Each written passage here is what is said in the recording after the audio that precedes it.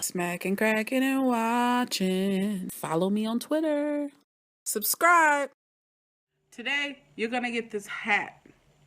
It's not the usual hat, but it's going to have to do. It's my husband's hat. Shameless, Season 8, Episode 3. This episode is called...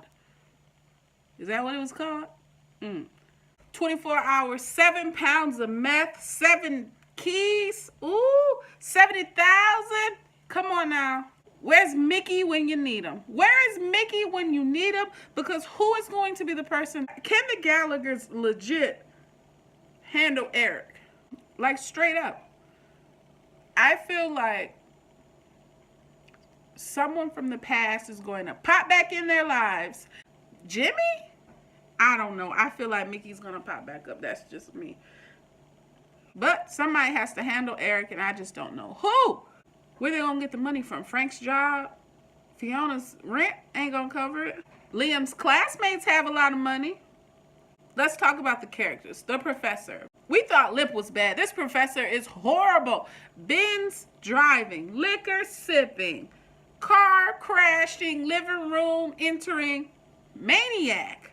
Dang, man, you good as fired at this point. You are good as let go. Blew a 1.8 and it's his 5th DUI. What a piece of work you are, guy. How? It's so sad because the people with the darkest past are the ones who have mentored every Gallagher. And now our Gallaghers seem to kind of be on the good foot. Things are going great in their lives besides their mom dying. R.I.P. Monica. But now everything's flip-flopped upside down. Lip is trying to treat this man with the golden rule. You did unto me and I want to treat you right, you know. He treated you well with care and honor when you were the most unhonorable character on the show at one point. Look at him, 1.8. Dang.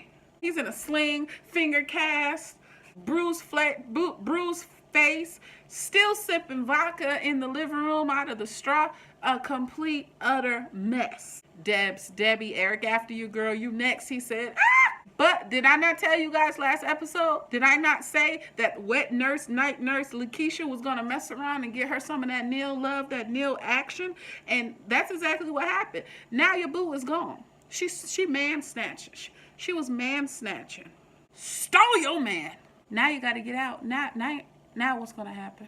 What about Franny? What about the children? Fiona. Y'all saw what it said on the wall. Slumlord what? Under who? Big Gallagher mess was her to say she was going to paint over the crap. It's still crap. It's still gonna stink. That's just trifling and nasty. I feel Fiona was trying to do right. You know, she's been a big hoe for the last 8 seasons. Looking for love in all the wrong places. Chasing the wrong things in life. And now she's kind of on the good foot. She's a manager now. She is a landlord now. She's an owner. She's got a car. I mean, she's doing pretty good. And she's trying to be stern, but she's still trying to be, you know, not too far removed from reality. And like, hey, I understand you guys can't pay rent. I want to help y'all out. I understand it, but people took advantage of her. Hey, I want to be the landlord that can get you get you in and understand and give you reasonable rent. Homegirl's like, get that money. Okay, $1,000 a month. And she was stern on it. And that's what I really like to see her, because there is no textbook tenant. Textbook tenants don't really exist. They're out there. There's good people out there for sure. But stuff happens. Things aren't how they seem. That's why I feel one of her tenants are going to be trapping up in that building. Someone she's going to think is really squared away, a.k.a. that chick's homegirls, and they are going to be some people who don't pay rent. Or they might pay the rent, but they're going to be really, really messed up people. Fiona was bogus when she lined up her siblings one by one like they were at the range. She lined them up like targets and read them off for filth. It made them all apologize. And who was the one person that always stands up for the team? Always, he's more like Frank and more like each of them, but he's his own man at this point. Young Carl. He said, I'm not apologizing. It is what it is. That's why we like Carl. Let's talk about Frank, a.k.a. Francis, the daddy.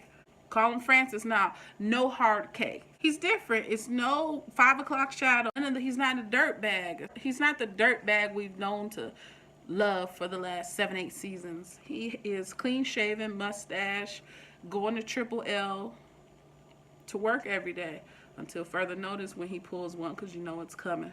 In the garden section, changed, reading off of Google on his new cell phone. All these things we've never seen Frank do, but he continuously shocks us. Was it just me, or was it when he said the guilt's off of him? Did you think he had rabies? I felt he had rabies. I was like, oh, that little squirrel done bit you, Frank. Frank, go to the hospital. Lip. Let's talk about Lip. He's stepping up. He's keeping busy. He's at the motorcycle. He's at the shop working on the motorcycle. The guy gave him a bike. Which I feel like in the end, once it's complete, he'll say, hey, this is for you. And he will finally have transportation. He'll finally be going on his own path, probably at the end of the season. That's kind of my predictions with him. And he'll also hook up with an old girl with the thigh tattoo. Get it, girl. You don't even know what's coming your way, because Lip be destroying that thing. Can you believe a couple seasons ago he was messing with, what was her name, Molly? Then he had the other girl whose mama Frank was messing with, and she had a whole bunch of nasty toys. It was a lot going on these past seasons, man. But he's clean. He's clean. He's working 2 jobs, road to sobriety, working his steps. And another thing with the motorcycles I felt was that we haven't seen a motorcycle since what? Shouts out to Will Sasso when his situation happened. R.I.P. And I was like, oh shoot, here we go again. Last time we saw a motorcycle, heard a motorcycle, he was revving up the hipsters. And shouts out to Kev and what happened. Speaking of Kev, let's speak on it. Dang, inbred from Kentucky. Wow, his story is amazing. He's already in season 8. In a few episodes, he's went from getting slobbed on, felt up, being daddy, scared with cancer, to now family history things. Ancestry.com much? Is that his future? His family will pop up. I mean, the person on the Google picture looks exactly like him, which was hilarious. That laptop at the bar, funny. Huntsville group. Wow.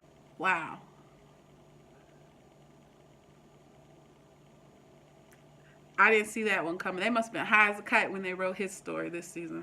It was a good episode. I enjoyed it. I can't complain. It was a funny one.